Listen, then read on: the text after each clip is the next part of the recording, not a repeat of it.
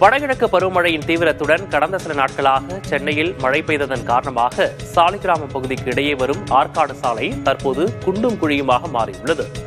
இதன் காரணமாக இருசக்கர வாகன ஓட்டிகள், ஆட்டோ ஓட்டுநர்கள் கடுமையான சிரமங்களுடன் பயணம் செய்ய வேண்டிய நிலை உருவாகியுள்ளது.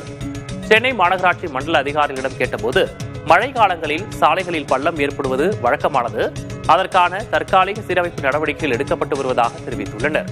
மேலும் மெட்ரோ கட்டுமான பணிகளுக்காக தூண்கள் அமைக்கப்படும் செயல்பாடுகள் சாலையின் சேதத்திற்கு காரணம் எனவும், சேதமடைந்த பகுதிகள் சீரமைக்கப்படும் என்றும் அவர்கள் கூறியுள்ளனர்.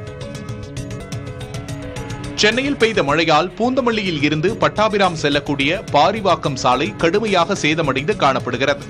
பாரிவாக்கம் சாலையில் உயர் அழுத்த புதைவட மின்சார கேபிள் புதைக்கும் பணிகள் சமீபத்தில் முடிவற்ற நிலையில் சாலையில் ஆங்காங்கே பள்ளங்கள் ஏற்பட்டன.